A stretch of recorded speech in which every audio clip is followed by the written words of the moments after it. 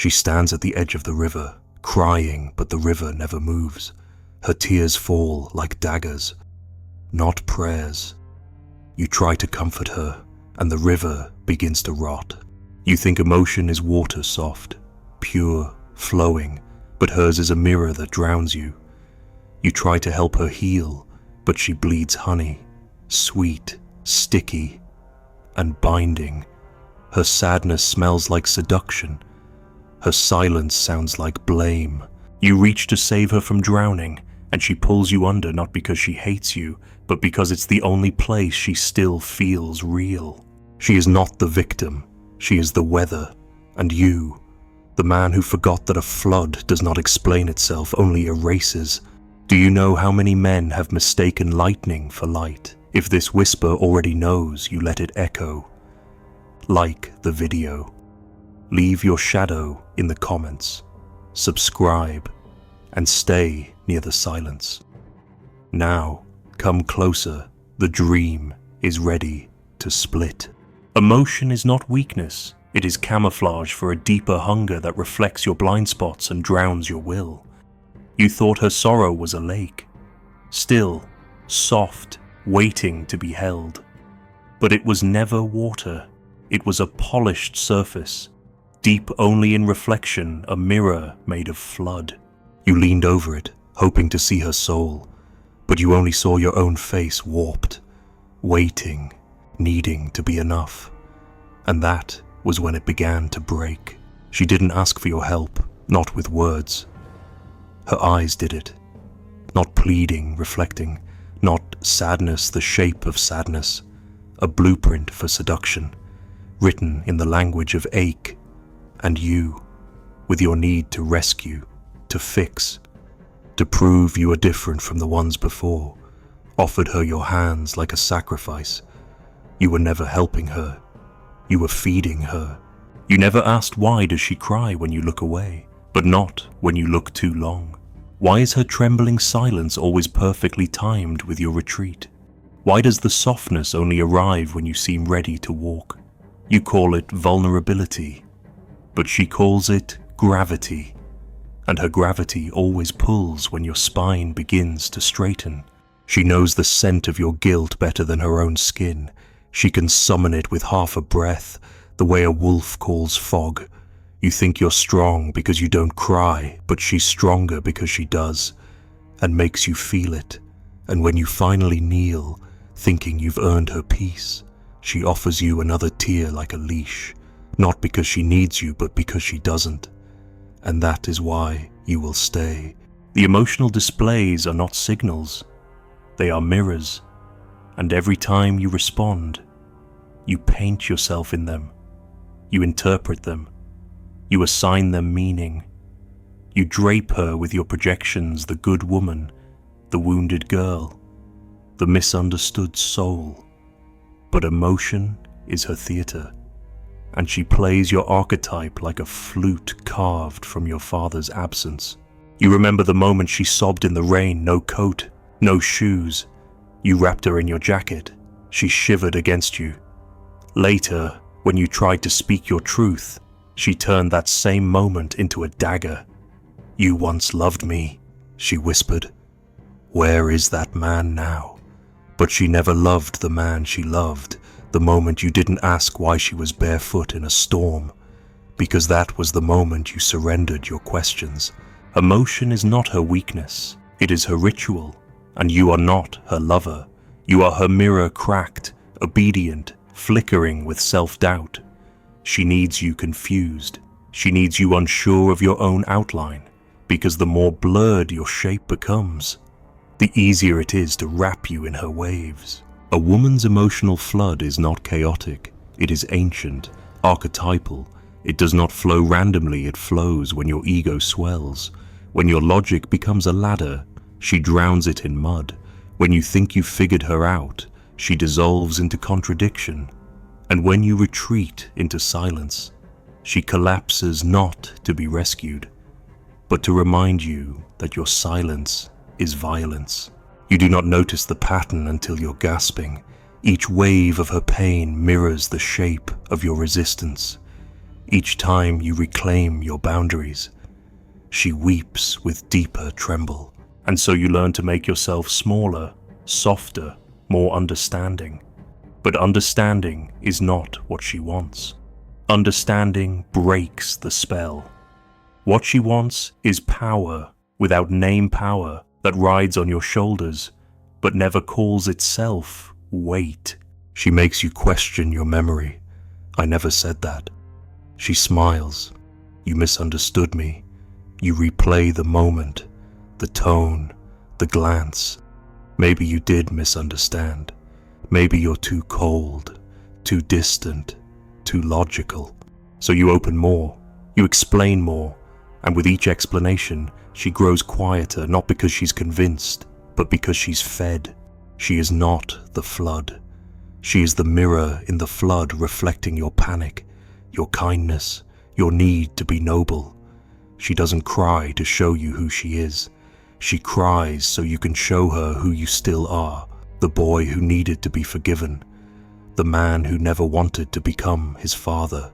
You think you're helping her through her storms, but she doesn't need shelter. She is the storm testing your foundations. Do you bend? Do you drown? Do you try to hold her lightning like a promise? Or do you finally realize she never asked for your hands? She only needed your surrender.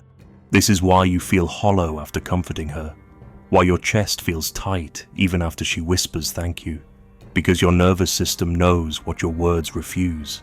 Her pain was never yours to carry, but you carried it anyway. Not because she asked, but because she made you want to.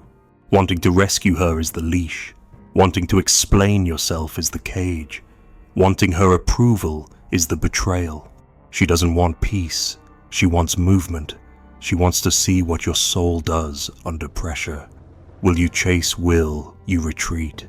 Will you break, or will you finally stand still and let her rage pass without flinching? The woman who uses emotion as weapon is not conscious of the script, but she doesn't need to be. Archetypes live deeper than thought. They act through her. The flood does not know why it comes. It only knows the land it must reshape. And you, the fool with a map, think the tides can be reasoned with. So you love harder, you speak softer, you listen better, and in doing so, you vanish. Your backbone, once tall, curls like smoke. Your voice becomes a question, your boundaries a fable. Until one day, you look in the mirror and see her face where yours once was tear-streaked, expectant, asking, why don't you feel safe anymore? But it's not her fault. The mirror was always yours. You gave your reflection to the flood, and now the flood reflects nothing back. She collapses in your arms, but her collapse is not surrender, it is strategy. Every visible wound conceals an invisible weapon. She doesn't knock, she simply appears rain-slicked hair, shaking voice, arms limp like petals torn from a funeral wreath. I didn't know where else to go. That sentence is a key, not for your door, for your spine. You open without checking the sky. She steps inside, and the storm comes with her. You think she's asking for safety, for shelter, for stillness. But she brings a house with no roof, and you are meant to be the ceiling. She won't say it. She'll let her weight press into your shoulder, her sigh dissolve into your neck, her silence sit like incense in the walls. She won't ask you to rebuild her. She'll wait until you feel guilty for not doing it on your own. You interpret her collapse as trust, but collapse is not always surrender. Sometimes it is camouflage. The broken bird routine, wings twitching in your hands, was not a cry for healing. It was the invitation to a battlefield disguised as a lullaby. Her fragility is a spear dressed in silk, and you, seeking to be the strong one, pull it deeper into your chest. She will never scream. Not at first. She'll flinch when you raise your voice. She'll stare at the floor when you speak the truth. And you'll feel the script being written in real time. You are the harsh one. You are the danger. You are the storm. But didn't she bring the rain with her? You begin to apologize for your tone before you even speak. You soften your sentences before they form. You anticipate her needs like a servant guessing the mood of a poisoned queen, and all the while, her silence deepens a throne of unmet expectations that you build one gesture at a time. She doesn't argue when you're right. She simply weeps when you are, and your certainty melts. Logic cannot survive in a room drenched in emotion, so you learn to abandon truth in favor of temperature. If she's crying, you must have hurt her. If she's quiet, you must have failed. And if she leaves, it must be because you weren't enough shelter. But a house with no roof is not a home, it's a performance. And you, thinking you are the architect, are only the canvas. She knows when to fold, when to falter, when to shake just enough to awaken your protector instinct. She doesn't weaponize blame, not directly. She weaponizes collapse. The moment you try to walk away, her knees give out. The instant you question her narrative, her hands tremble. The house crumbles just enough to keep you renovating forever. She will say things like, "You're the only one I trust, and no one else sees me like you do." These are not compliments. They are ropes. She does not want to be seen. She wants you to forget how to see yourself. And she calls it love.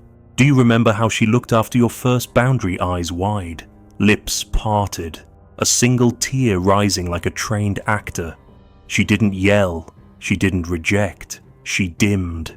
She dimmed herself until you felt like a tyrant for lighting your own fire. That was not surrender. That was mastery. She doesn't punish you with rage. She punishes you with absence, a slow retreat, a glance that no longer lingers, a delay in response. And you panic. Not because you did something wrong, but because you can feel the temperature shift. And now you chase not for love, but for relief. What kind of spell turns a man into his own jailer? You start censoring yourself, not because she asked, but because you've learned the cost of honesty. Her wounds appear like flowers after frost. One misstep, and she unspools a story of past betrayal, past harm, past men who didn't protect her. The implication is always clear. Don't be like them. But what she never says is don't become yourself, either. She does not speak in demands. She speaks in vulnerability, and you forget that vulnerability is not always truth. Sometimes it is bait. Sometimes it is choreography. Sometimes it is the faint music played before the curtain rises and the play begins again. Her chaos is carefully timed. Her breakdowns arrive just before your breakthrough. The night you finally decide to walk, she texts you, "I'm not okay," and you return.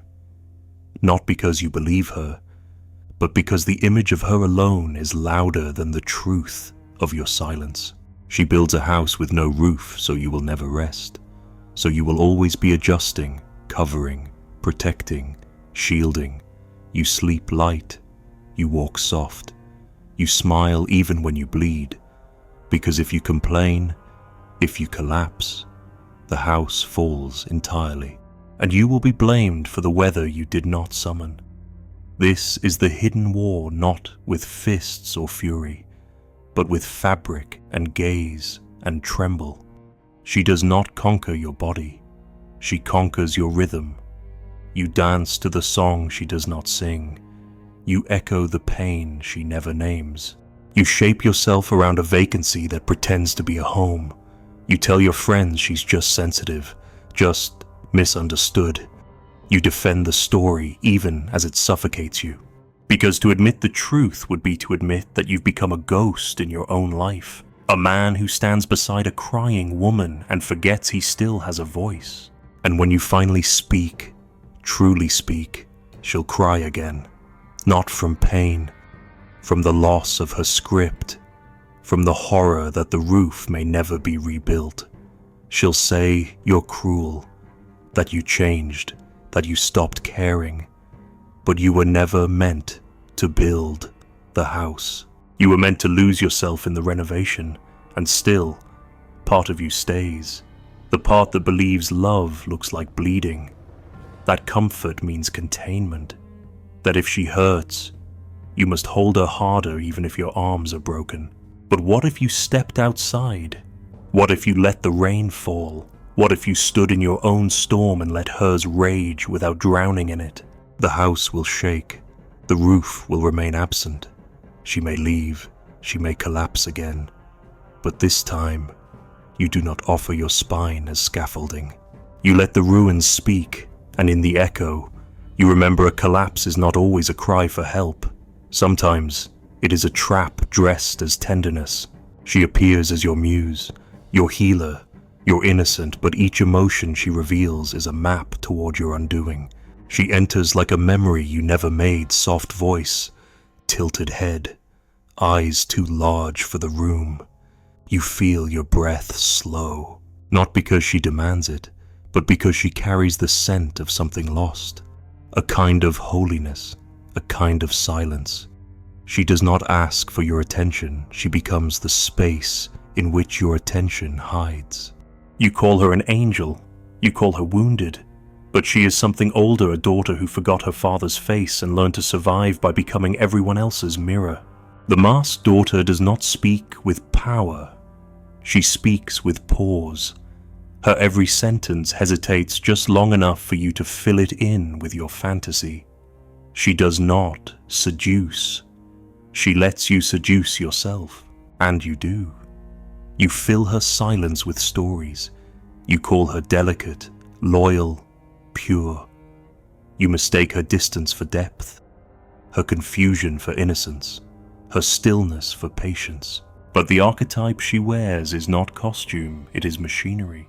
Her every emotion is calculated by the unconscious, forged in the furnace of generations. She is not acting. She is repeating a dream too ancient to question. She tells you about the pain, how her last lover broke her, how her parents didn't listen, how the world never gave her a voice, and you, like a priest with no god of your own, offer penance. You lean forward.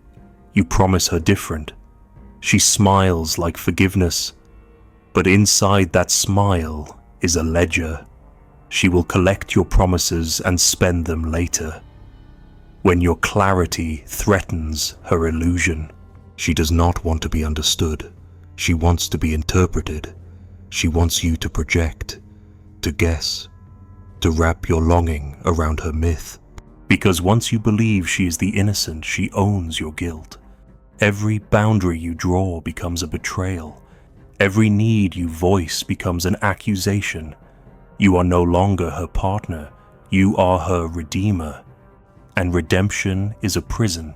You think you're protecting her, but you're protecting an archetype, and the archetype is hollow. That's the genius of it. Her wounds feel real because they are, but they are not yours to mend. They are stories she wears like a veil, not to deceive, but to survive. She learned early that the world listens more when a girl cries than when a woman speaks. So she cries. She cries when she's caught in a lie. She cries when you grow too distant. She cries when your strength disrupts the trance, and you soften, because to hurt her would be to hurt the very image of feminine goodness you built inside your own childhood. She does not punish you. She makes you punish yourself. You notice how she stares a little too long when you speak, as if memorizing your script. She learns your rhythm, your breath, your shame, and then, weeks later, she repeats it back, twisted, trembling, timed. Remember when you said that thing about being abandoned, she whispers, after you try to leave. I feel like you're doing that now.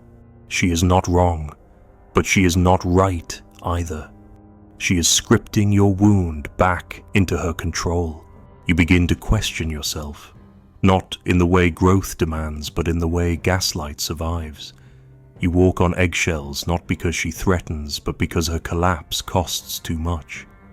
You speak in disclaimers, not because she's fragile, but because your truth would shatter the spell.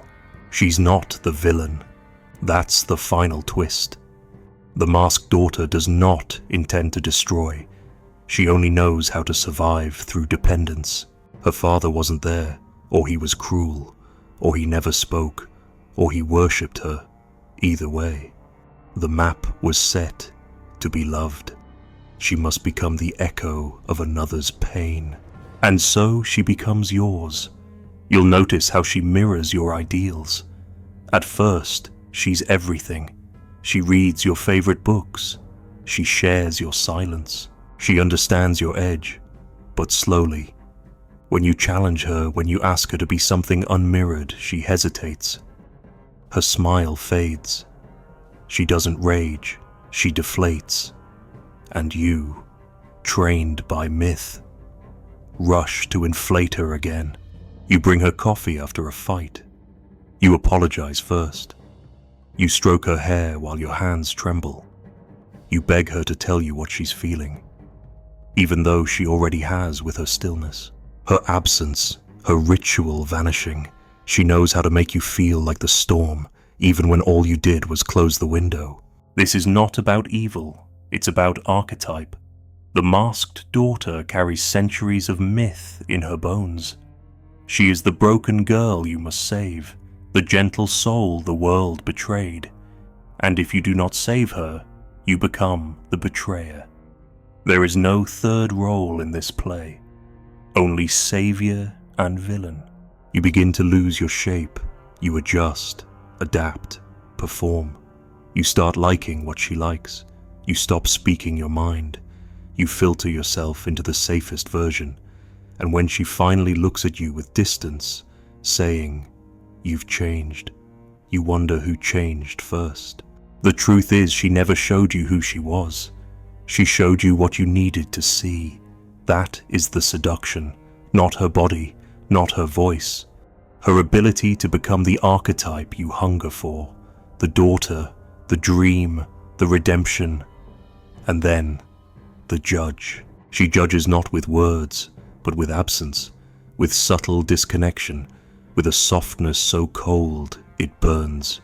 You chase, you explain, you kneel, and she watches not with cruelty, but with unconscious strategy. She does not feel power, she feels safety, but the result is the same. You become a puppet dancing for the return of a gaze that never belonged to you.